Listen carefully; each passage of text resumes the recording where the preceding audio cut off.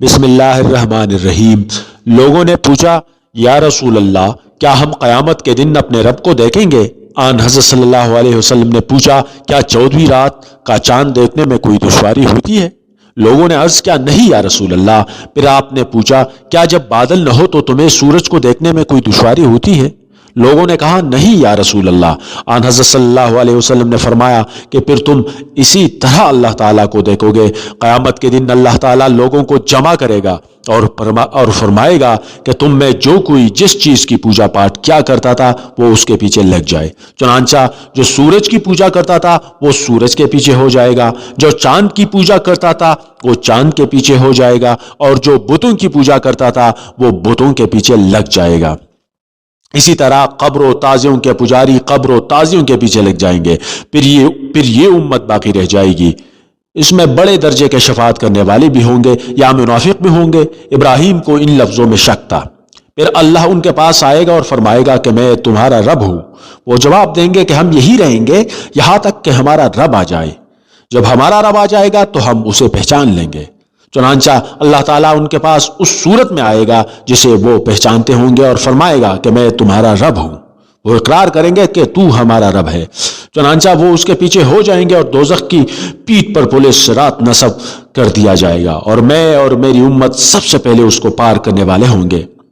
اور اس دن صرف انبیاء بات کر سکیں گے، اور انبیاء کی زبان پر یہ ہوگا، اے اللہ مجھ کو محفوظ رکھ، مجھ کو محفوظ رکھ۔ اور دوزخ میں درخت سادان کے کانٹوں کی طرح آنکڑے ہوں گے۔ کیا تم نے سادان دیکھا ہے؟ لوگوں نے جواب دیا کہ ہاں یا رسول اللہ۔ تو آن حضرت صلی اللہ علیہ وسلم نے فرمایا کہ وہ سادان کے کانٹوں ہی کی طرح ہوں گے، البتہ وہ اتنے بڑے ہوں گے کہ اس کا طول و عرض اللہ کے سوا اور کسی کو معلوم نہ ہوگا۔ وہ لوگوں کو ان کے اعمال کے بدلے میں اچک لیں گے، تو ان میں سے کچھ وہ ہوں گے جو تباہ ہونے والے ہوں گے، اور اپنے عمل بد کی وجہ سے وہ دوزخ میں گر جائیں گے، یا اپنے عمل کے ساتھ بندے ہوں گے، اور ان میں سے بعض ٹکڑے کر دیے جائیں گے یا بدلہ دیے جائیں گے، یا اسی جیسے الفاظ بیان کیے۔ پھر اللہ تعالیٰ تجلی فرمائے گا، اور جب بندوں کے درمیان فیصلہ کر کے فارغ ہوگا اور دوزخ میں سے جسے اپنی رحمت سے باہر نکالنا چاہے گا تو فرشتوں کو حکم دے گا کہ جو اللہ کے ساتھ کسی کو شریک نہیں ٹھہراتے تھے انہیں دوزخ سے باہر نکال لیں۔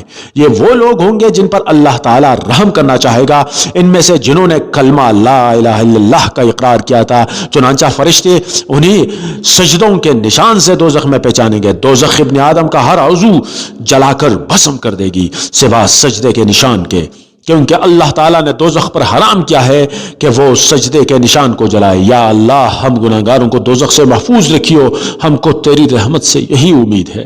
چنانچہ یہ لوگ دوزخ سے اس حال میں نکالے جائیں گے کہ یہ جل بھن چکے ہوں گے، پھر ان پر آب حیات ڈالا جائے گا، اور یہ اس کے نیچے سے اس طرح اگ کر نکلیں گے جس طرح سیلاب کے کوڑے کرکٹ سے سبزہ اگاتا ہے۔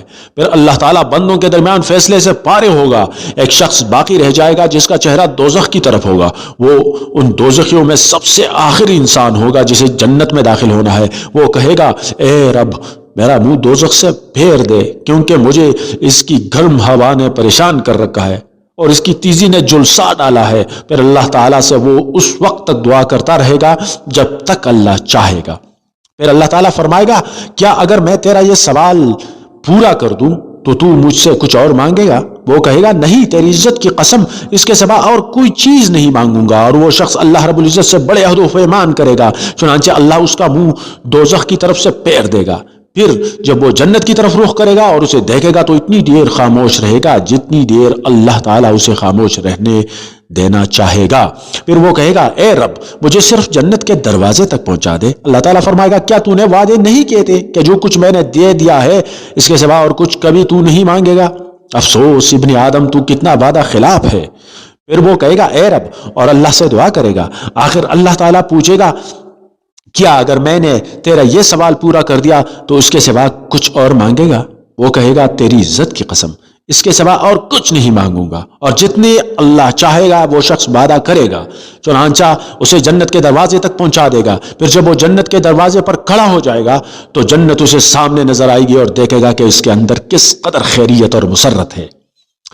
اس کے بعد اللہ تعالیٰ جتنی دیر چاہے گا وہ شخص خاموش رہے گا، پھر کہے گا، اے رب مجھے جنت میں پہنچا دے۔ اللہ تعالیٰ اس پر کہے گا کیا تو نے وعدہ نہیں کیا تھا کہ جو کچھ میں نے تجھے دے دیا ہے اس کے سوا تو اور کچھ نہیں مانگے گا؟ اللہ تعالیٰ فرمائے گا افسوس ابن آدم تو کتنا وعدہ خلاف ہے۔ وہ کہے گا اے رب مجھے اپنی مخلوق میں سب سے بڑھ کر بدبخت نہ بنا۔ چنانچہ وہ مسلسل دعا کرتا رہے گا یہاں تک کہ اللہ تعالیٰ اس کی دعاؤں پر ہنس دے گا۔ جب ہنس دے گا تو اس کے متعلق کہے گا کہ اسے جنت میں داخل کر دو۔ جنت میں اسے داخل کر دے گا تو اس سے فرمائے گا کہ اپنی آرزوئیں بیان کر۔